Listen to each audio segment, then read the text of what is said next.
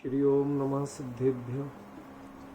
S सुरासुर मणु सिंध वंदिदं धोदगादिकं मलम् प्रणमामि वड्ढमाणं तीर्थं धम्मस्कातारं शेषे पुण्यतीर्थयरि ससौवसिद्धे विशुद्ध सा भावे समणे अणाणदंसण चरित तव वीर्यायारे ते सौवे समगम पतेगमेव पतेगम वन्दामि अवट्टन्ते अर्हन्ते मानुषे खेते कीचारिहन्ताणम् सिद्धाणं तैणमो गणहराणम् अज्ञावैवगाणं साहूढं चैव सौवेसिं तेसिं विशुद्धदंसं प्राणपहाणासमं समासेज्य उपसंपयामि सम्मम् जतोणिवाण संपत्ति। प्रवचन सार परमागम चरणान योग चूलिका महाधिकार गाथा 236 पृष्ठ 461। आगम पुवादिठी भवदि जसे संयमो तस् शरणार्थी सूक्तम असंजदो होदिकिद समणो। इस प्रकरण में जिस जीव के आगम पुव्वा दिट्ठी आगम पूर्वक दृष्टि ऋणा भवदि नहीं होती है, तस् उस जीव के संयमोणत्थी संयम है ही नहीं। यदि ऐसा सुत्तम भणदि सूत्र कहता है। सूत्र माने जिन सूत्र दिव्य ध्वनि। और जब संयम ही नहीं है तो असंजदो वो संयम रहित जो जीव है मुनि पद पर, तो वह समणो किद हवोदी, वह समण या समण कैसे हो सकता है। ये चर्चा अपनी पूरी चल चुकी थी। मात्र लिंक जोड़ने के लिए मैंने ये गाथा ली। अमन को आज चर्चा करनी है अगली गाथा पर। वह गाथा शुरू करते हैं। णहि आगमेण सिद्ध्यति सद्धरणं यदि वियत्थियत्थेषु सद्धयमाणो अर्थे असंजदो वाणणे वादी। इसमें आचार्य देव ऐसा अद्भुत प्रसंग दे रहे हैं जिसको समझने के लिए थोड़ी गंभीरता चाहिए। शब्दों से काम नहीं चलेगा, और पहले तो हमें शब्द से ही समझना पड़ेगा। तो वो क्या कहते हैं कि आगमेण णहि सिद्ध्यति, आगम के जानकारी मात्र से सिद्धि नहीं होती है। सिद्धि नहीं होती माने मोक्ष प्राप्त नहीं होता। ख्याल में आया? यदि सद्धरणम अर्थेषु नत्थि, यदि पदार्थों का श्रद्धान नहीं है, तत्व श्रद्धान नहीं। ठीक है। और यदि कदाचित श्रद्धान हो और सद्धयमाणो, यदि जो श्रद्धान करने वाला जीव है वो भी असंजदो संयम रहित है, तो ऋणवादी वह निर्वाण को प्राप्त नहीं होता। अब कहना क्या चाहते, ये तो शब्दार्थ तो हो गया। इसमें एक चीज जरा ध्यान दें तो आपको थोड़ा सा क्लू मिलना शुरू होगा। ऊपर क्या दिया? अर्थेषु सद्धरणम नत्थि। ऊपर अर्थेषु बहुवचन दिया और नीचे दिया अत्थे सद्धयमाणो, यहां अथेसु नहीं दिया, एक वचन दिया। रूपल में पॉइंट पकड़ में आ रहा है कि नहीं आ रहा? देखो मैंने आपको क्या सिखाया आज तक कि कुंद कुंद आचार्य देव ऐसे महान आचार्य हैं, तो उन्हें जो बात कहना उसका क्लू मूल गाथा में जरूर देते। अब हम उसे पकड़ पाते हैं या नहीं पकड़ पाते, ये हमारी योग्यता पर है।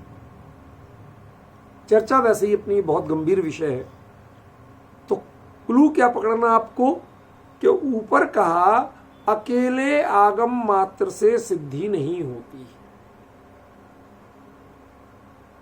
ठीक है? क्यों नहीं होती है? यदि भी यद्यपि आप आगम ज्ञान कर लो, लेकिन वो क्या है? ज्ञान हो, उसके अनुसार तत्व श्रद्धान ना हो। अथेसु सद्धरणम णत्थि, पदार्थों का श्रद्धान न हो। ध्यान रखिए, कुंद कुंदाचार्य देव तत्व श्रद्धान की बात नहीं करते, अर्थ श्रद्धान की बात करते। समय सार जी ग्रंथ में भी 9 पदार्थों का श्रद्धान सम्यक दर्शन कहा। भूदत्तेणाभिगदा जीवा जीवाय पुण्य पावम च आसव संवर निज्जर बंधो मोक्षो या सम्मतम। इनका भूतार्थने से जाने हुए जीवादि 9 पदार्थ सम्यक तो कहे, 7 तत्व सम्यक तो नहीं कहे। समझ गया ना? ये कुंद कुंद का एक विशिष्ट प्रतिपादन है। तो जब यहां अथेसु कह रहे हैं, मतलब वो 9 पदार्थ ये तय। लेकिन अथे सद्धयमाणो, जब वह अर्थ में श्रद्धान करता हुआ, यहां एक वचन कह रहे, यहां पदार्थ एक रह गया। शुरू में आगम, जब तक पदार्थों का श्रद्धान नहीं है तब तक आगम से सिद्ध नहीं होगा, ठीक है? एक बात कह दी। और कहते हैं यदि पदार्थों का अथे सद्धयमाणो, पदार्थ का श्रद्धान है, अब पदार्थों का गायब कर दी, फिर भी वो क्या है? असंजदो, यदि वो संयम रहते तो वह निर्वाणवादी, वह निर्वाण को प्राप्त नहीं होगा। देखो इसमें 2 क्रियाएं हैं, एक क्रिया है सिद्धि और एक क्रिया है निवादी। दोनों में क्या अंतर होता है बता सकोगे? सिद्ध तो सभी जीव जो भी होते हैं मोक्ष को प्राप्त, वो सभी सिद्ध कहलाते हैं, ठीक है ना? मोक्ष जाना, सिद्ध होना, ये एक फ्लो है। लेकिन निर्वाणवादी, निर्वाण को प्राप्त नहीं होना, ये थोड़ा सा भिन्न है। क्या भिन्न है ये बताओ? तीर्थंकरों के साथ। हाँ, निर्वाण क्षेत्र तीर्थंकरों के कहे गए, ठीक है ना?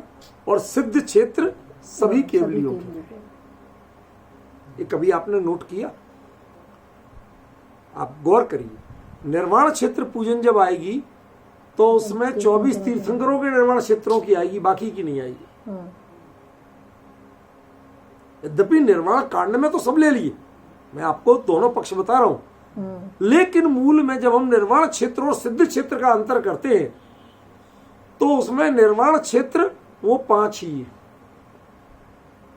वास्तु पूज्य चंपापुर स्वामी ऐसे करके जो पढ़ते ना, नेमिनाथ गिरनार पहाड़म जो पढ़ते, ये है निर्वाण क्षेत्र 5 है और सिद्ध क्षेत्र बहुत सारे।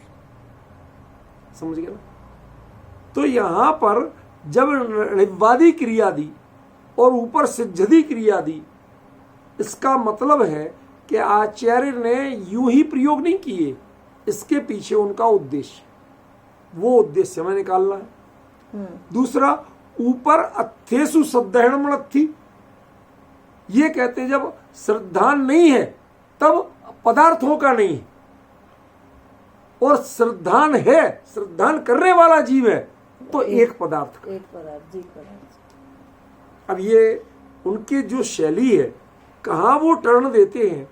हमारे आज लोग नीचे पढ़ने वाले, उन्हें कुछ पता नहीं होता, वो उन्हें एक वचन बहुवचन का कोई पता नहीं, उन्हें निर्वाण नहीं होना, सिद्ध नहीं होना, वही सबको एक भाव लिख देते हैं। समझ रहे हैं? अब कुंद कुंद आचार्य देव जब इनकी बारीकी से, सावधानी से लेखन का कार्य कर रहे हैं इनके बारे में, तो हमें बहुत सावधानी से ही अर्थ समझना है। ये अपनी चर्चा बहुत गंभीर है, ये पब्लिक की चर्चा नहीं कि जो समझ में आ जाए सबको मजा आ जाए, सूक्ष्मता से समझना। अब देखिए, आगमेण नहीं सिद्धि, मात्र आगम से सिद्ध नहीं होते हैं। पिछली गाथा तक क्या था कि आगम पुव्वा दिट्ठी जिसकी नहीं है वह श्रवण ही नहीं हो सकता, ठीक है ना। और श्रवण नहीं होगा तो सिद्ध कौन होगा, मोक्ष कैसे जाएगा। अब यहां कहते हैं अकेले आगम से ही रही, रही माने नहीं कह रहे। देखो, एक बात को कहने के दो तरीके, एक कहते हैं आगम से सिद्ध नहीं होते हैं, एक इसका अर्थ क्या बन सकता है, आगम से सिद्ध नहीं होते। ऐसा नहीं कह रहे आचार्य ने, इसीलिए नहीं से शुरू किया। इसका मतलब क्या है, केवल आगम ज्ञान से ही सिद्ध नहीं। समझ गए ना। इसमें जो केवल शब्द है, केवल माने केवल ज्ञान वाला नहीं, ओनली, ठीक है ना। उस ज्ञान मात्र से आगम का ज्ञान कर लिया आपने, बहुत पढ़ लिया, सारा कर्णान योग का विषय जुबानी याद है, हजारों गाथाएं जुबानी याद है, शतावधानी है, इन सबसे कुछ नहीं होता है। ये क्षुद्र क्षयोपशम के खेल से कुछ भी नहीं है लाभ। हम सोचते जरूर है, महिमा करते हैं, अरे साहब इतने ज्ञानी हैं, इतने जानकार हैं, ऐसा है, हम महिमा करते हैं, मैं विरोध नहीं कर रहा।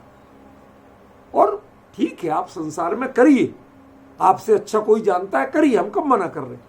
लेकिन मुद्दा क्या है, मुद्दा ये है कि ये आगम ज्ञान मात्र किसी को भी अभिमान तो पैदा कर सकता है, मोक्ष ले जाने वाला नहीं।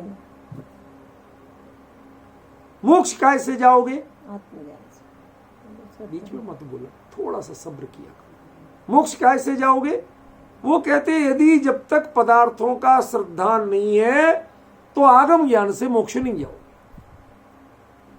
क्या फर्क कर रहे हैं आचार्य देव। इसका मतलब है कि जो आगम ज्ञान का मतलब वो ले रहे हैं कि आपने उनकी लक्षण जाने, परिभाषा जानी, सारा कुछ आगम की मूल गाथाएं भी याद कर ली, लेकिन वैसा तत्व श्रद्धान नहीं हुआ, पदार्थ श्रद्धान वैसा नहीं हुआ। देखो, एक सरल दृष्टांत देता हूं। जैसे कोई व्यक्ति कहे आश्रव दुखकार घनेरे, ठीक है ना, और फिर कहे आपको समझ में आया कि नहीं, मैं घंटे भर से समझा रहा हूं, आप समझ नहीं रहे हो। तो उससे पूछो भैया, ये जो कह रहे हो ना आप, ये क्या है, ये आश्रव है कि संवर है। ये जो चर्चा चल रही है, जो भी हम एक दूसरे के प्रति मुखातिब हैं, योर अटेंशन प्लीज, जो एक दूसरे को ध्यान दे के बात कर रहे हैं, जो परोन्मुखी दृष्टि है, ये परोन्मुखी दृष्टि ये आश्रव रूप है या संवर रूप, ये तो आश्रव रूप है, ठीक है ना। तो तुम कह तो रहे हो कि आश्रव दुखकार घनेरे, और काम स्वयं आश्रव का कर रहे हो, तो हम कैसे मान लें कि तुम्हें आश्रव दुखकार घनेरे लगते।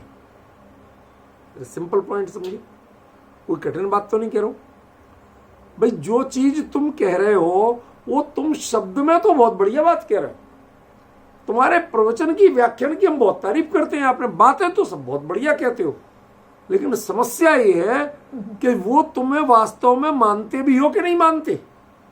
हमें शंका इस बात की। क्यों? यदि तुम वास्तव में वैसा मानते तो तुम इन चर्चाओं में प्रवृत्त होने की जगह स्वयं चिंतन करके अंदर में उतरने की कोशिश करते।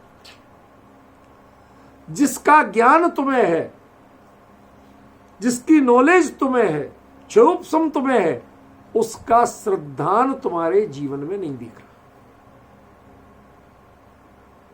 रहा। पॉइंट समझे ना। आगम का मतलब क्या, आगम माने मात्र क्षयोपशम की बात नहीं, आगम माने जो भगवान की वाणी है वही तो आगम है। तो वह आगम का ज्ञान क्या उसमें नौ पदार्थ का श्रद्धान नहीं है? बिल्कुल बताया, उन्होंने बताया है। फिर ये प्रश्न कैसे किया आपने कि अकेले आगम ज्ञान से तुम सिद्ध नहीं होगे जब तक तुम्हें पदार्थों का श्रद्धान नहीं है? इसका मतलब है कि वो आगम में पंक्तियां तो छपी हैं, आप टैप की तरह उनका उच्चारण भी करते हैं, लेकिन समस्या ये है कि आपके स्वयं के जीवन में उसकी झलक कहीं दिखती नहीं।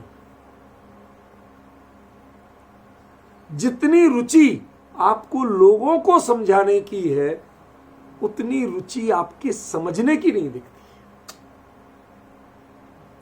जितनी रुचि आपको समाज के सुधार की है उतनी चिंता आपको अपने आप के सुधार की नहीं। पॉइंट समझिए, ये कारण आचार्य यहां बताना चाहिए।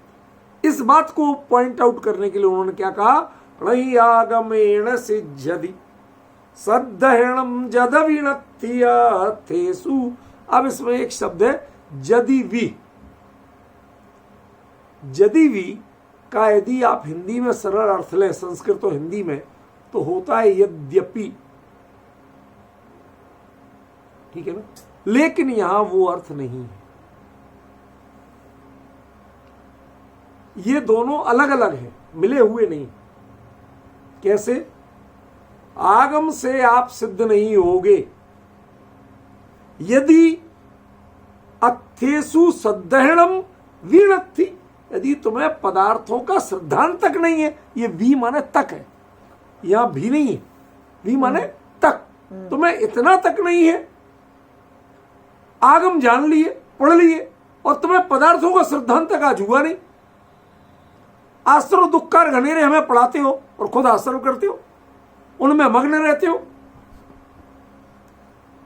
संसारी चीज जो टीवी देखते हैं, टीवी मनोयोग से देखते हैं, उसको तो आप बुरा कहते हो। और जो आपकी शास्त्र चर्चा, भाई ध्यान रखना, अल्टीमेटली ये भी अभी आश्रव में है। यदि आप संबर में पहुंचोगे तो इस चर्चा को चर्या में बदल दोगे, फिर चर्चा में नहीं रहोगे। समझ गए ना, ये अंतर है। पर आप हमेशा चर्चा करके तृप्त दिखते हो, आप प्रसन्न काय में होते हो, देखो मैंने कितना अच्छा समझाया।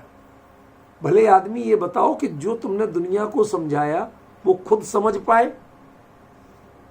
मैंने एक कविता लिखी थी पहले, फिर भी जन्म दिवस आकर्षण, अरे जन्मे तुम हो चेतन फिर भी जन्म दिवस आकर्षण, ठीक है ना। अब ये कविता सहज भाव में उमड़ा, ऐसा विचार आया, लिख दी। अब वो पोस्ट हो गई। अब उस दिन बाई द वे किसी का जन्मदिन था। अब साहब वो लोग हमसे लड़ पड़े, कुछ लोग, आपने गलत दिन पोस्ट कर दी। अब आप डिफरेंस समझ रहे? सिद्धांत में तो हम मानते हैं कि जन्म दोष है, जन्म गर्व की बात नहीं है, लेकिन जन्मदिन तो हमारा मनाया जाएगा। दोनों चीजें चल। इसका मतलब णई आगमेण सिद्धति सद्धरणम जदविणत्थियथेसु, तुम्हारा उस बात पर श्रद्धा नहीं। सिखाते सबको, लेकिन आप मानते अंतरंग में लालसा पड़ी है, मेरा जन्मदिन मनाया जाए, धूमधाम से मनाया जाए, पूरे देश विदेश के लोग मनाएं। ये जो लालसा पड़ी है, ये लालसा क्या दिखाती है? कहते तुम्हें जितना अच्छा व्याख्यान देते हो, जितनी अच्छी शास्त्र की चर्चा करते हो, जितने आत्मा के जन्म मरण रहित स्वरूप की चर्चा करते हो, जितना जन्म को तुम दोष बताते हो, कहते इसका तुम्हें सद्धरणम नत्थि, तुम्हें इसका श्रद्धान है ही नहीं। पॉइंट समझिए? कहते तो हो, बात तो तुम आगम की करते हो, लेकिन वैसा श्रद्धान तुम अपने आप में नहीं करते। मैं अपनी एक सच बात बताऊं, बड़ी ईमानदारी की, बिल्कुल एक जिनवाणी की साक्षी, कोई मायाचारी नहीं कर रहा, बड़ी ईमानदारी की बात, आज की भी नहीं है, लगभग 30 साल पुरानी बात है, ठीक है। कहीं स्वाध्याय के लिए गया, दिल्ली की बात थी, स्वाध्याय अपना चल रहा, बढ़िया चल रहा। बात बात में ऐसी चर्चा आई कि लोग बाग तो पता नहीं जिनवाणी के स्वाध्याय का इतना व्यापार बना रखा है। ठीक है, अच्छी बात है। अपन मैं जीवन में कभी कुछ नहीं लेता हूं, ये नहीं कर ली, चर्चा थी, हो गई। मैंने बाद में रियलाइज किया कि इस बात का तुम अभिमान क्यों कर रहे हो? नहीं ले रहे, अच्छी बात है, लेना ही नहीं चाहिए, किसी को नहीं लेना चाहिए, लेकिन तुम गद्दी पे बैठ के इस बात का अभिमान क्यों कर रहे हो कि वो लेता है तुम नहीं लेते? ये किसी का ये भाव क्यों ला रहे हो?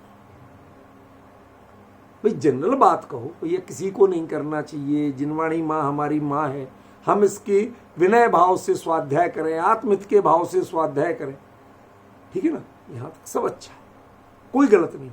लेकिन मैं नहीं लेता हूं, वो लेता है, ये जो भावना है किसी का तिरस्कार और अपना अभिमान का पोषण, हमने कहा ये क्या शास्त्र में कहां लिखा? हमारे यहां तो लिखा है कि निज गुण अरूपर अवगुण ढाके, और तुम क्या कर रहे हो?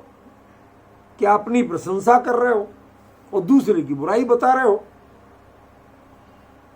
मैंने उसी समय गद्दी से ही कहा, अगले दिन, जैसे एक व्याख्यान में एक ही, तो अगली व्याख्यान में मैं इस बात के लिए हृदय से आप सभी से क्षमा प्रार्थी। मुझे मैं नहीं लेता ये नहीं कहना चाहिए, बल्कि ये कहना चाहिए कि जिनवाणी के व्यापार नहीं, किसी को नहीं करना चाहिए। धर्म चर्चा का व्यापार किसी को नहीं करना चाहिए। भगवान की पूजा पाठ का व्यापार किसी को नहीं करना चाहिए। ये हम अपने अंतरंग में झांकने, अपनी पहचान करने की कोशिश क्यों नहीं करते? समझे ना, समस्या यहां है, पॉइंट समझ रहे? यहां आचार्य देव इसी को पॉइंट आउट कर रहे हैं। कैसे कर रहे हैं कि णाही से ही शुरू है। गड़बड़ी क्या हुई? गड़बड़ी क्या, इसका अन्वय देखोगे तो पूरी गड़बड़ है, पूरा अन्वय गड़बड़ है। नीचे आगम से यद्यपि, अब यदि और अपि दोनों एक साथ दे दिए, और अर्थ में अकेला यदि दिया, अपि का अर्थ गायब है। अर्थेषु श्रद्धानम नास्ति, पदार्थों का श्रद्धान ना हो तो नहीं सिद्ध्यति, सिद्धि नहीं होती। आचार्य देव स्टेप बाय स्टेप बात कर रहे हैं, दो चीजों को जोड़ के बात नहीं कर रहे। उन्होंने क्या कहा? न ही आगमेण, अकेले आगम ज्ञान से सिद्धि नहीं होती। कब तक नहीं होती है? कि यदि आगम ज्ञान तो तुम्हें हो गया, और यदि अर्थेषु श्रद्धेणम वीणत्थि, अर्थों का श्रद्धान तक नहीं है, ये इसका रियल अर्थ, ये वास्तविक अन्वय। तुम्हें आगम ज्ञान तो हो गया, पर ध्यान रखना अकेले आगम ज्ञान से सिद्ध होने वाले नहीं हो तुम, मोक्ष नहीं मिलने वाला। यदि पदार्थों का श्रद्धान तक नहीं, भी नहीं है, तक नहीं है, कुछ भी कहो, लेकिन वो भी अलग जुड़ेगा, यदि भी एक साथ नहीं होगा। जब आप जोड़ दोगे तो यद्यपि तथापि यहां चला जाएगा, यद्यपि के साथ तथापि आना चाहिए। यद्यपि ऐसा है, तथापि ऐसा, पूरा अर्थ बदल जाएगा। ये अन्वय करने की बड़ी भारी कमी है। हम लोग लगातार फील कर रहे हैं कि इसका जो अन्वय होना चाहिए, किस क्रम से अर्थ करना, आचार्य जिस टोन में, जिस क्रम से बात कह रहे हैं, हम उसके अनुसार बात को नहीं ले पा रहे। ये बड़ी भारी कमी है। देखो गौर करिए, नहीं आगम, पिछली गाथा में क्या कहा? आगम जो है वही आगम दृष्टि, जिसकी आगम पूर्वक दृष्टि जो है वही समण हो पाएगा, उसी के संयम होगा, ये सब बात कही। फिर कहा कि आगम की चर्चा किसी ने कर ली, आगम का ज्ञान किसी ने कर लिया, क्या उतने मात्र से मोक्ष हो जाएगा? नहीं। तो क्लियर किया कि आगम ज्ञान का अर्थ क्षयोपशम नहीं है। आगम ज्ञान का अर्थ वो यथार्थ श्रद्धान है, सच जानने के बाद भी श्रद्धा जिसकी नहीं बदली, तो उसके किसी काम का आगम ज्ञान नहीं है, वो मात्र सूखा क्षोभसम है, शुष्क ज्ञान है। समझ गए? कोई कहे वीतरागी भगवान कुछ देते ही नहीं है, वीतरागी वीतरागी होते हैं, जैन धर्म भिखारियों का धर्म नहीं है, हे भगवान इतनी कृपा करना कि आज का व्याख्यान जोरदार रहे। हो गया। मतलब है क्या? कथनी और करनी में फर्क। ये यदि तुम्हें खुद श्रद्धा नहीं है, उपदेश दे रहे हो, पंडिताई बता रहे हो, और श्रद्धा स्वयं को नहीं, कहते पहले श्रद्धान करो। जो आगम से पढ़ा, जो आगम से जाना, पहले उसका दृढ़ श्रद्धान करो। कहते भाई साहब आपने तो कहा था कि जिसकी आगम पूर्वक दृष्टि नहीं है वो तो असंयमी रहेगा, तो आगम से यदि दृढ़ श्रद्धान कर ले तो काम चल जाएगा, संयम नहीं लेना पड़ेगा। तो उन्होंने कहा अथे सद्दह माणो,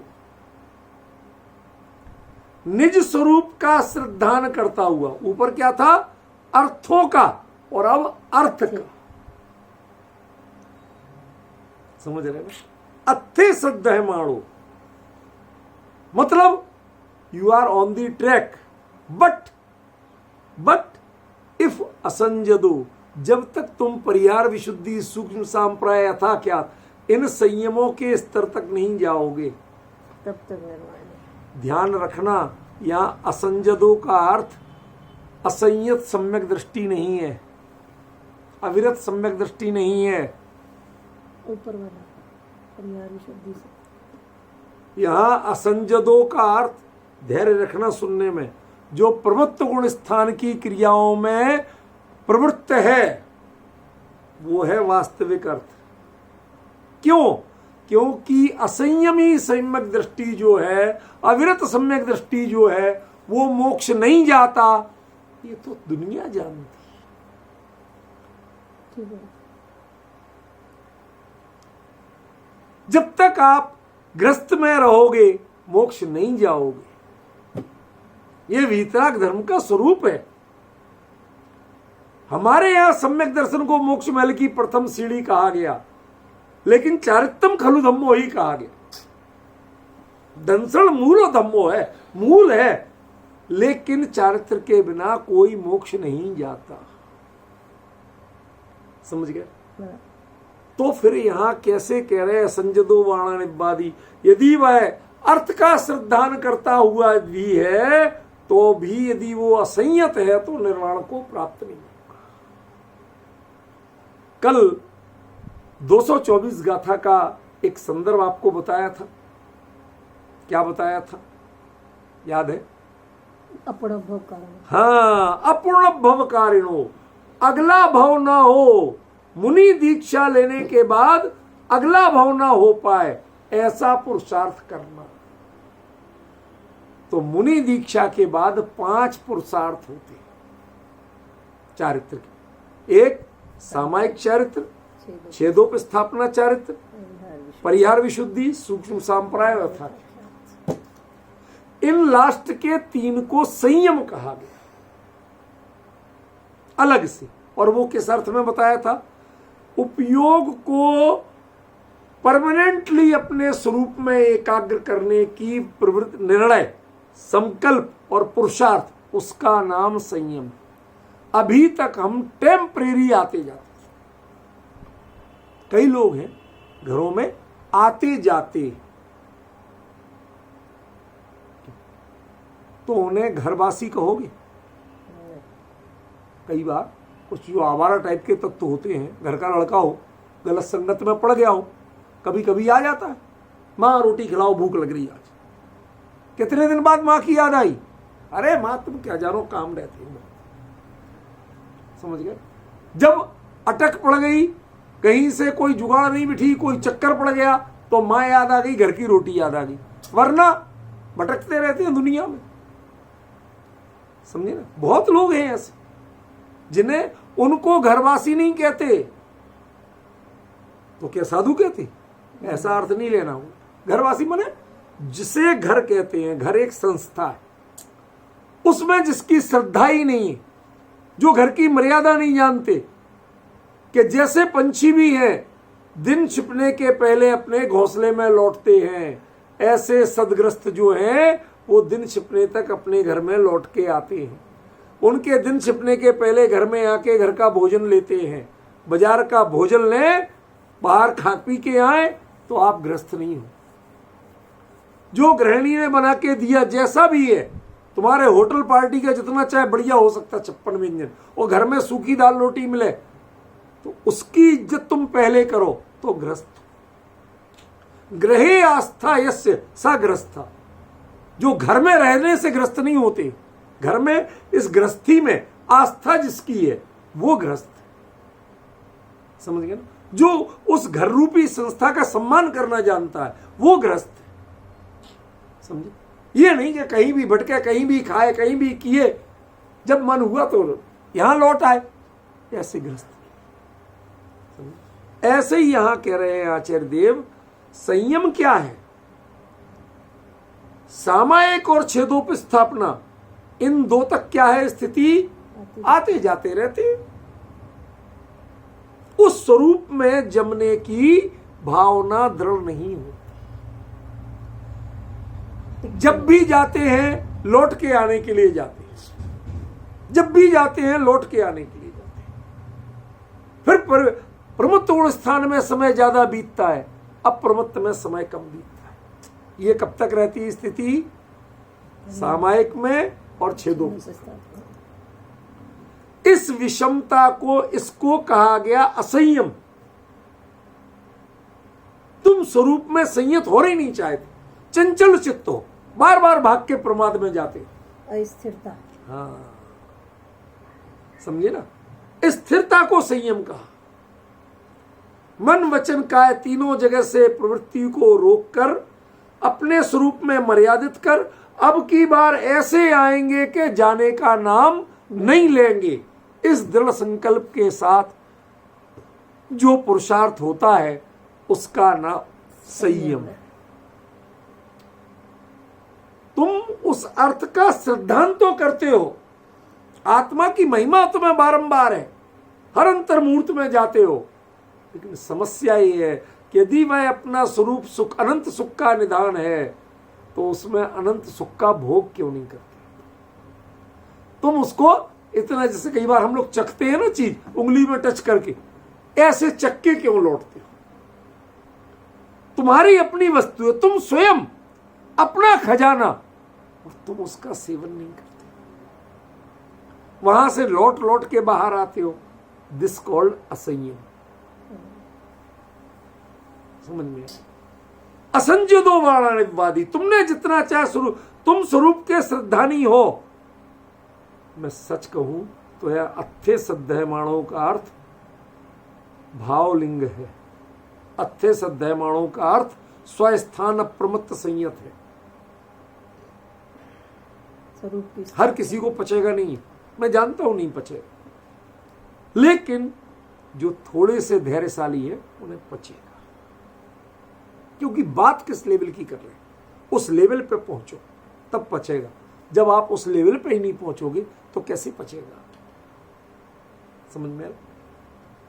तो जो अपने स्वरूप का अनुभव तो करते हैं बारंबार, क्षण क्षण में अंतर्मुखों सिद्धों से, जो चाहे कह लो, पर वास्तविकता क्या है कि हर अंतर मुहूर्त में अपने स्वरूप की अनुभूति जिन्हें होती तो है, उस स्व तत्व का, स्व अर्थ का श्रद्धान तो है उनके, बारंबार श्रद्धान करते हैं, बारंबार अनुभव करते हैं, बारंबार दृढ़ प्रतीति। हाँ साहब, वास्तविकता तो यही है, ये सब बाहर में जाना ये तो बेकार की बात है, 28 मूल गुण, ये सब जो तुम कहते तो हो, लेकिन उसके बावजूद तुम्हारी जो ये परिणति है ये आज तक असंयत है, ये गंभीर नहीं हो पाई कि अब स्वरूप में जाएंगे तो लौट के नहीं आएंगे, इसके लिए गंभीर नहीं।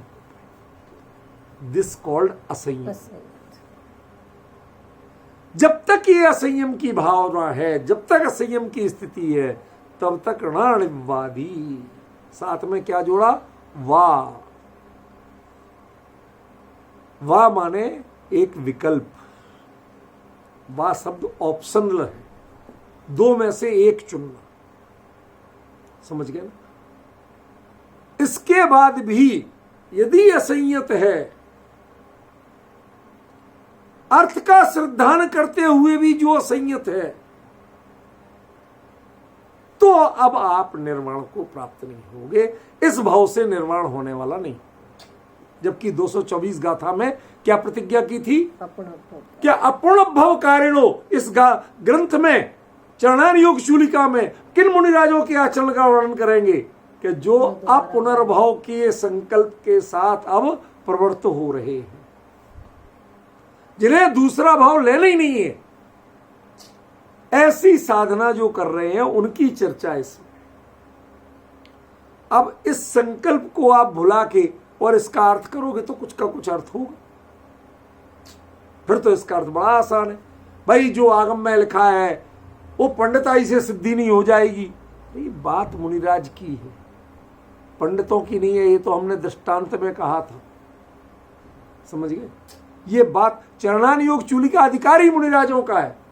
इसकी शुरुआत एक जीव को दीक्षा लेके, एक भव्य मनुष्य को दीक्षा दिला के होती है, और वहां से उसकी चर्चा आगे बढ़ाते।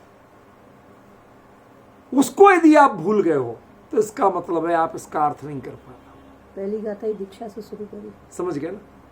इसलिए कहा वो मुनि पद पर रहते हुए भी जितना चाहे आप आगम ज्ञान कर लो, आगम में उपयोग लगाओ, अन्य विषयों में नहीं लगाते हो, बहुत अच्छा है, लेकिन ध्यान रखना तुम इससे सिद्ध नहीं हो।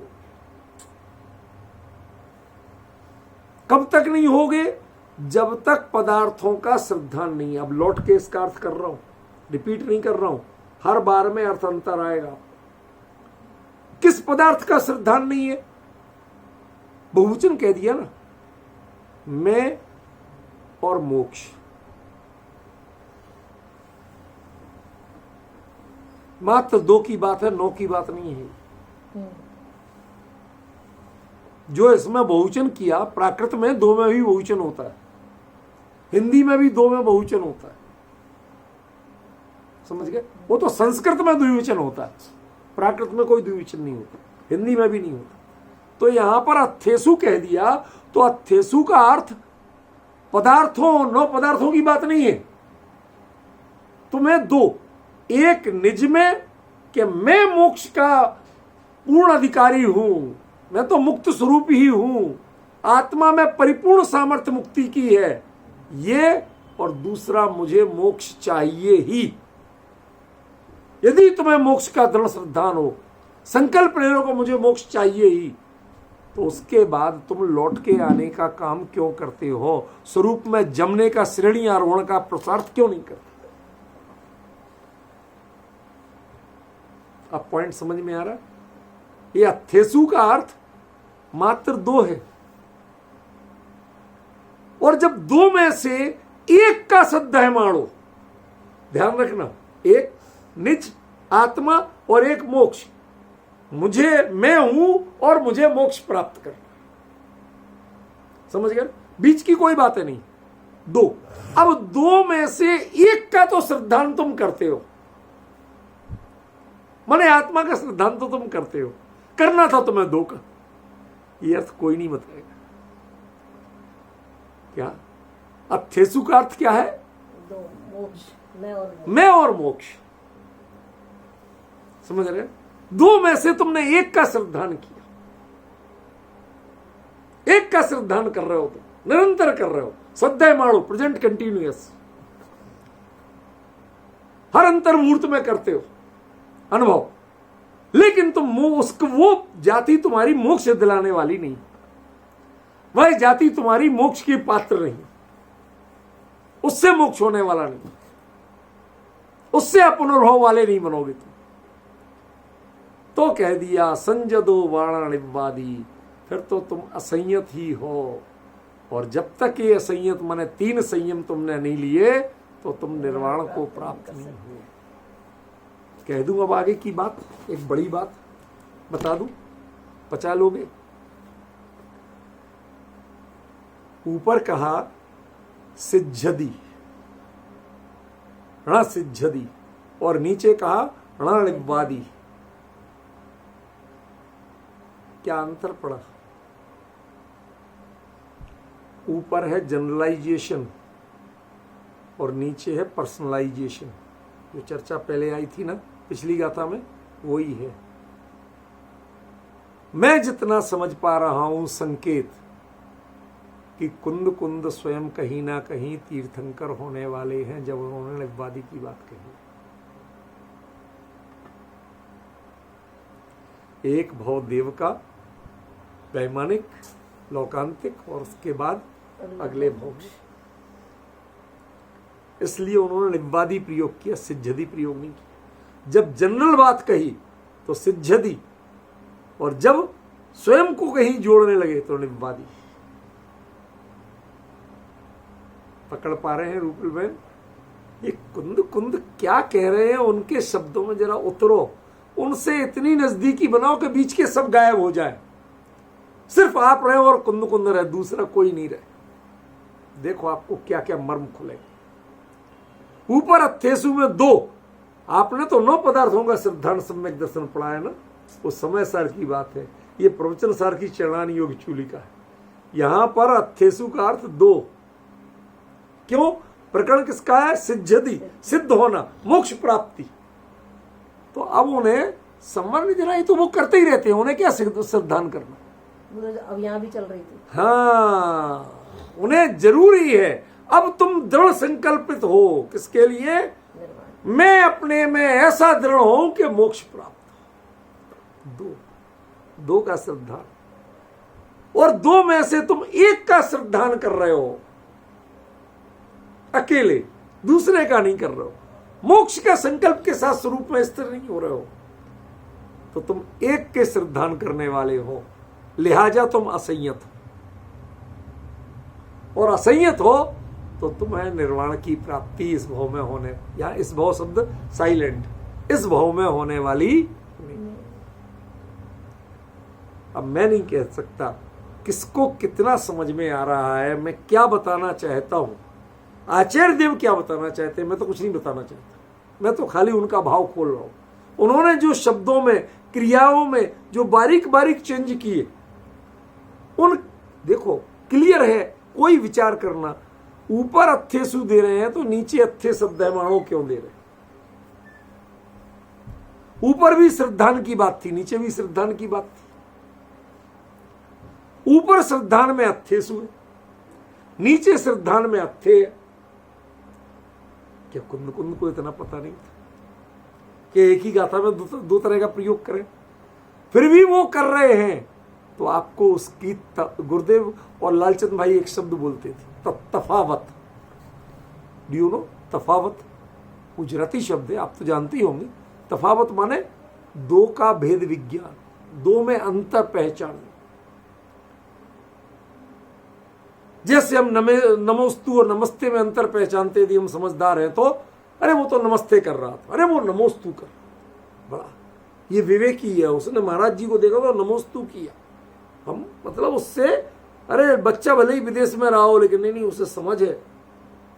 पिताजी को नमस्ते किया और महाराज जी को नमोस्तु किया, तो आप उस पर भेद बुद्धि करते हैं। हाँ भैया ये आम नहीं है, भले ही विदेश में रहा हो, विदेश में पला बड़ा हो, वहां रहता हो, लेकिन समझ पूरी है। कहते हो कि नहीं कहते? तो वो तफावत पता चलना चाहिए, अंतर पता चलना चाहिए कि आचार्य ऊपर अथेसु कह रहे हैं और उसका भी श्रद्धान की बात कर रहे हैं, नीचे अथे सद्यमाणो कर रहे हैं।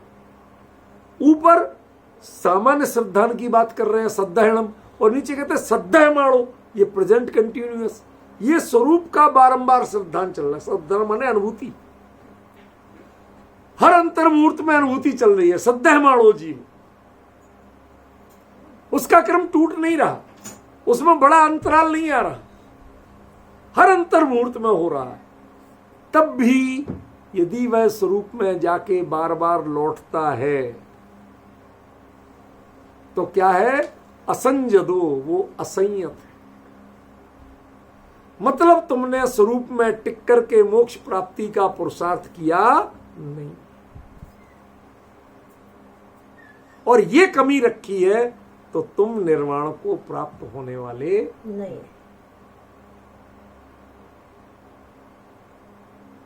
ये गहराई है रूपल बहन, ये गहराई है। इस गहराई को यदि पहचान सकें, अभी हो सकता है अमित जी धीरे से बाद में कहेंगे नहीं नहीं आप सर कह तो रहे थे, अच्छा कह रहे थे, लेकिन ये लिखा तो कुंद ने ऐसा नहीं है ना। जो जितना मतलब वो अच्छे बहुत रुचिवंत बहुत सज्जन व्यक्ति हैं, लेकिन उनका एक कह रहा था फोकस करो। जब आचार्य ने तो साफ लिखा है असंयत, अब असंयत का अर्थ वो 3 संयम कहां से लिखे, किसी टीकाकार ने भी नहीं लिखे, मानता सब मानता, लेकिन मैं कहता हूं कुंद कहां ट्विस्ट दे रहे हैं, कहां अंतर कर रहे हैं, कहां भिन्न, उनका अर्थ क्या आप पहचान पा रहे हो। जिन नीचे वालों ने जो अर्थ किया उन्होंने कुछ पहचाना है क्या, नहीं पहचाना, तो भाई साहब पहले कुंद को पहचानो। मेरा आग्रह इतना है, कुंद को पहचानो। समझ गए, लगन उनकी गजब की है। मुझे तो उनकी तो जो लगती सो लगती, उनके पिताजी की आज वो नहीं है, मुझे बड़ा स्मरण आता है। आज उनके ससुर जी भी नहीं है। दोनों नॉर्मली समधियों में समान धी नहीं होते, समान रुचि वाले नहीं होते। वो दोनों ऐसे के सगे भाई से बढ़ के। रूपल में सच बता रहा हूं, जब शंकर रोड स्वाध्याय करता था तो यदि वो होंगे दिल्ली में तो दोनों ऐसे एक दूसरे का वो लाठी टेकते आए, जैसे भी आए, लेकिन बिल्कुल जोड़ी से आएंगे और आके बिल्कुल बैठ के सुनेंगे। और इतने मनोयोग से सुनते थे, इतने मनोयोग से सुनते थे। और अमित जी बताते कि बाद में उनको कहते ये चर्चा है, ये जो गहराई निकलती है। वो इतने प्रफुल्लित होते थे कि मैं कई बार उनको अकेले स्वाध्याय में उनको स्मरण करता। एक अपने पिताजी को, उनकी बहुत गहराई थी साहब, गजब की गहराई थी, उनके चिंतन की मनन की बहुत गहराई थी और अंदर के परिणाम इतने दृढ़ संकल्पित। मेरे जो व्यापार था गांव में, किसी ने अपने ही ने आग लगवा दी, पूरे कपड़े का व्यापार, इंश्योरेंस होता नहीं था उन दिनों, उतनी पुरानी बात, लाखों के कर्ज में आ गए। क्योंकि व्यापार ललितपुर जो है वो मंडी प्रसिद्ध है उधार की, क्रेडिट की। वहां आज भी कहते हैं झांसी गले की फांसी, दतिया गले का हार, ललितपुर तब तक ना छोड़िए जब तक मिले उधार। क्रेडिट की मंडी तो होता ही था, तो कितना ही माल अपना था, कितने क्रेडिट का था, सब जल गया, कर्जदार हो गए। लोगों ने सोचा कि रात को इतने बड़ा कांड हुआ। तो वो पटवारी जी कहलाते थे, हमारे दादाजी पटवारी थे तो कहलाते थे। तो कहते पटवारी जी आज तो स्वाध्याय करेंगे नहीं। सुबह 5 बजे उनका स्वाध्याय नियमित होता था घर पे, लोग आके सुनते थे। तो जो घूमने आते थे तो घर के बाहर घूम रहे, तो पिताजी ने जानबूझ के दरवाजा खोल दिया था, बेंच पे अपने जिनवाणी लिए बैठे। उनने देखा कि पटवारी जी आज भी, कहते क्यों, जिसका संयोग और वियोग जो होना था हो गया, मैं जिनवाणी क्यों छोड़ूंगा, स्वाध्याय क्यों छोड़ूंगा, किस बात का दुख मनाऊं। ये बोले किस बात का दुख मनाऊं, जो आना था आया, जाना था गया। जब आया था तो हमने तो उसके लिए नहीं छोड़ी जिनवाणी, उसका हर्ष नहीं मनाया। आज गया तो उसका मैं विषाद क्यों मनाऊं। इतनी दृढ़ता परिणाम होती। आप सोचिए कि उस जमाने के लाखों आज करोड़ों के बराबर थे, बहुत बड़ी शोरूम था, पूरा का पूरा जल के मैं फर्नीचर के खत्म, चिंदी नहीं बची। ऐसी कि एक कपड़ा इतना नहीं बचा कि आप 1 मीटर कपड़ा निकाल लो, इतनी बुरी हालत। और उसके बाद भी कोई मन में खेद, वो परिणामों की दृढ़ता देखी मैंने। लाख संघर्ष किया उन्होंने, बहुत कष्ट सहे संयोग के, लेकिन जहां जिनवाणी की बात आई, जहां अपने श्रद्धानो निर्णय की बात आई, एक रंच मात्र विचलित होते नहीं देखा। यही रुचि मैंने अमित जी के पिताजी में देखी। मैं कई बार चर्चा में उनको स्मरण करता हूं, आपसी निजी स्वाध्याय में चिंतन में स्मरण करता हूं, उनको बहुत बहुमान करता हूं। उनका इतना गजब का इस मामले में दृढ़ता थी उनको कि अद्भुत। ख्याल में वो उनको भी कई बार प्रेरणा देते थे, यद्यपि इनके बहुत अच्छे संस्कार हैं। तो वो बात मैं स्मरण कर रहा हूं अमित जी को, इसलिए आज क्या कह रहे हैं, आचार्य ने क्या कहा, किस क्रम से बात चला रहे हैं। अभी तक कह रहे थे कि आगम दिट्टी साहू, कहते ना आगम चक्षु साहू, जो आगम चक्षु है वो साधु है। तो जब आप ये कह रहे थे तो नहीं आगमेण सिद्धि, ये बात क्यों आ गई? अब डिफरेंस ख्याल में आ रहा है? जब आप मान ही रहे हो कि जो साधु है वो तो आगम चक्षु होता ही होता है, तो पर आगम से सिद्धि नहीं होगी तो किससे होगी? क्या साधु बने बिना सिद्धि होगी? कहना क्या चाहते हो आचार्य देव? कहते पहचानो मैं बात किसकी कर रहा हूं। यदि मैं बात अपुनर्भव के पुरुषार्थ की कर रहा हूं तो वह अपुनर्भव का पुरुषार्थ परिहार विशुद्धि की पीठिका पर शुरू होता है, सूक्ष्म संप्राय से आगे बढ़ता है, यथाख्यात से पूर्णता को प्राप्त होता है, तब जाके सिद्ध होता है। यदि वो नहीं है और आगम ज्ञान है, जानकारियां कितनी हैं, आगम की प्रवृत्ति कितनी है, तो इनडायरेक्टली कुंद कुंद अपने आप से कह रहे नहीं आगमेण सिद्धि। 84 पहाड़ लिख के भी हे कुंद कुंद तुम मोक्ष जाने वाले नहीं। इतना बड़ा एनालिसिस कौन करे रूपल में? 84 पहाड़ स्वयं प्रवचन सार भगवान की वाणी साक्षात आके लिख रहे, और वो लिखते हुए अपने आप को क्या कह रहे? नहीं आगमेण सिद्धि, इससे भी तुम्हारा कुंद कुंद मोक्ष होने वाला नहीं।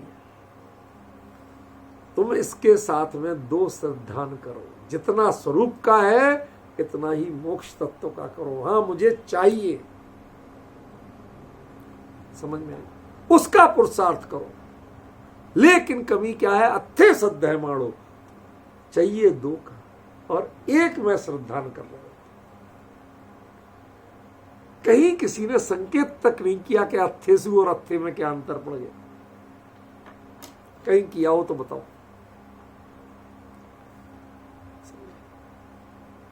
ये जितना तुम्हें बारंबार स्वरूप के श्रद्धा में बार बार जाते हो अपने में, लेकिन एक बार भी जमते नहीं हो कि मोक्ष मिल जाए। समझ गए? ये तुम्हारा है अत्थे श्रद्धा माणो, ऐसे होते हुए भी असंजदो यदि तुम असंयत हो, अर्थात परिहार विशुद्धि संयम की भूमिका में नहीं पहुंच रहे जिससे श्रेणी आरोहण के पात्र हो सको, तो रणवादी तुम्हें निर्वाण की प्राप्ति होने वाली नहीं। गजब कर रहे। कल्पना करिए कुंद किस तरह से एनालिसिस कर रहे हैं, अपनी कॉपी भी जांच रहे हैं और साथ ही श्रमणों के लिए मार्ग भी दिखा रहे हैं कि तुम श्रमण से समण बनो। श्रमण बन के मोक्ष होगा नहीं, समण बनने पर मोक्ष हो।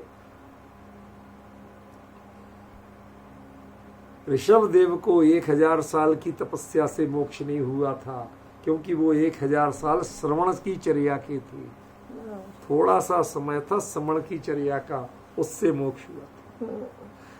किसी भी तीर्थंकर हो या मुनिराज हो, किसी को भी जितने केवली हुए, किसी को भी आज तक कैवल्य की प्राप्ति या मोक्ष की प्राप्ति इतने से नहीं हुई कि आपने कितने दिन तपस्या की, वो श्रवणचर्या है। जितनी देर श्रेणी आरोहण की भूमिका रही, जितनी देर परिहार विशुद्धि की तैयारी हुई, वहां से समणचर्या शुरू होती। समणचर्या से मोक्ष होता है, श्रवणचर्या से मोक्ष नहीं। समणचर्या से मोक्ष की पात्रता प्रकट होती है, तैयारी होती है, उसके बिना किसी को नहीं होता। हम सब मानने को तैयार हैं, लेकिन हमारे चक्रवर्ती भरत ने कोई श्रवणचर्या नहीं की, 1 मिनट की तपस्या नहीं की थी और मोक्ष हुआ था। क्यों? वो सीधे श्रवण बने थे, सीधे श्रेणी आरोहण किया था। इसका मतलब है कि मोक्ष का मार्ग, मोक्ष की साधना, मोक्ष की विधि वह श्रवणचर्या है, श्रवणचर्या वह मोक्ष की विधि है। ये तो कमजोरों का सहारा है श्रवणचर्या।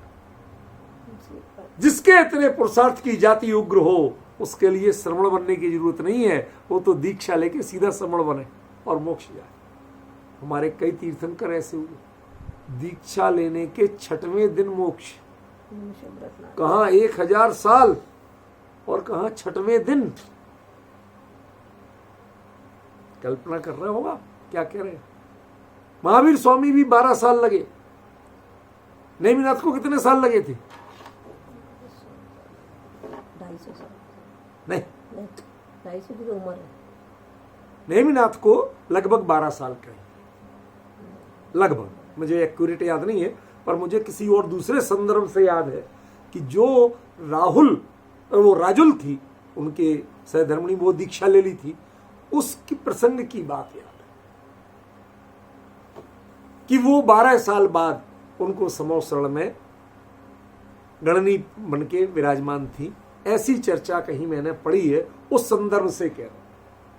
भाई 12 साल बाद यदि केवल ज्ञान नहीं हुआ होता तो समौसरण कैसे बनता, वो समौसरण नहीं बनता तो वो गणनी के रूप में कैसे विराजमान होती। ध्यान रखना, गणनी मात्र समौसरण का पद है। जैसे गणधर समौसरण का पद है, वह सामान्य लोक जीवन में मात्र आचार्य होता है, ऐसे ही सामान्य लोक जीवन में मात्र आरिका होती है। गणनी पद समौसरण का पद है। गणधर और गणनी, आरिका प्रमुख, वहां सिर्फ गणनी होती है समौसरण। अब हम बहुत सी चीजों के अपने कल्चर की पहचान भूल गए, कहीं का कहीं प्रयोग करने लगे, समझ गए ना। आजकल किसी को भी गणनी पद मिलने लगा है, आरिका प्रमुख बनना है हमें, प्रमुख। ध्यान रखना, उसमें आप वरिष्ठ आरिका तो हो सकती हो, लेकिन गणनी नहीं हो सकती। गणनी पद मात्र समौसरण में मिलता है, उसके पहले नहीं मिलता। जैसे कोई मुनिराज जितने चाहे बड़े ज्ञानी हो जाए, लेकिन कभी गणधर नहीं हो सकते। वो समौसरण में तीर्थंकर के सानिध्य में ही गणधर कहलाएंगे, बाकी नहीं कहलाएंगे। ऐसी गणनी पद वहां समौसरण का पद है। तो आजकल क्या क्या होने लगा, किन किन चीजों को, अपने जो कल्चरल ट्रेडिशन है उसका कितना भूले हैं हम, कुछ पता है? कुछ होश नहीं, जरा पहचानो। वो कहते हैं, यहां तो कहते हैं असंजदो वाणा निवाद, ये वाणा जो है ना, और यदि असंयत हो, अर्थ का श्रद्धान करते हुए भी यदि तुम असंयत हो, तो ध्यान रखना तुम्हें निर्वाण की प्राप्ति होगी। ये श्रवणचर्या से निर्वाण नहीं होती है। श्रवणचर्या से तो स्वर्ग का सोपान मिलता है, मोक्ष का निर्माण नहीं होता। मोक्ष का निर्माण तो श्रवणचर्या से होता है, श्रवणचर्या से नहीं। अब ये गहराई, ये बातें किसको पचे और कौन समझे, किसको समझाए, ये आम लोगों के बीच में करने की चर्चा नहीं। पर मैं तब भी देखता हूं, कोई कोई विरले लोग कहीं सुन रहे हैं जो हमारे स्वाध्याय ग्रुप में भी नहीं जुड़े, पर वो सुनते हैं और उसके बाद कमेंट्स करके भेजते हैं, कहते भाई ये चर्चा ऐसी कहीं हमें सुनने नहीं मिलती। ये इस तरह से कुंद कुंद आचार्य देव का जो मूल अर्थ है, वो गहराई कहीं सुनने नहीं मिलती। समझ गए ना? ये हमें पहचानना पड़ेगा। मेरी कीमत करो, मैं ये बिल्कुल नहीं कह रहा हूं भैया ये भ्रम मत पालो। ये जो आचार्य ने मर्म बताया है, उस मर्म को तो पहचानो, कम से कम उसकी कीमत तो करो। ये व्यर्थ की बहस छोड़ो कि किस टीकाकार ने क्या लिखा, किस हिंदी अनुवादक ने क्या लिखा, किस गुजराती छंदानुवाद करने, पद्यानुवाद करने वाले ने, ये सब बहस छोड़ दो। आप और आपके कुंद कुंद बस दो रह जाओ, बीच के सबको साइड कर दो। एक बार आमने सामने खड़े होकर बात करने की कोशिश करो, आंखों में आंख डाल के पहचानने की कोशिश करो कुंद कुंद क्या कह रहे हैं। तुम में हिम्मत है कि आंख में आंख डाल के बात कर सको? ध्यान रखना, जब ज्ञान की कमजोरी होती है या चारित्र की कमजोरी होती है तो आंख में आंख डाल के बात नहीं कर सकते। समझ गए?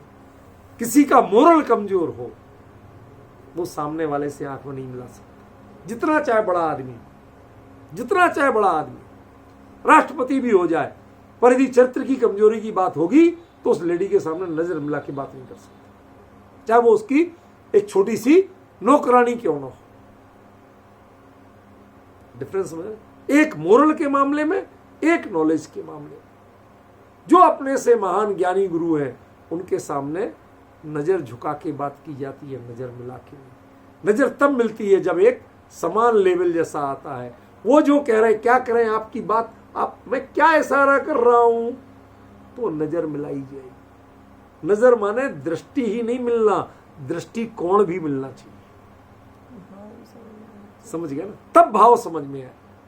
तो यहां पर मैं चिंता कर रहा हूं कि हम कैसे दृष्टिकोण मिलाएं, कुंद कुंद का दृष्टिकोण कैसे आप समझें, ये चरणान योग की चूलिका में क्या होता है वो आप कैसे समझें, मेरी चिंता का विषय। आज समय हो गया, अभी चर्चा की, कल इस पर हम दोबारा चर्चा करेंगे। कल विशेष रूप से चलेगा सिद्धि और निवादी का विशेष अर्थ आपको क्लियर किया।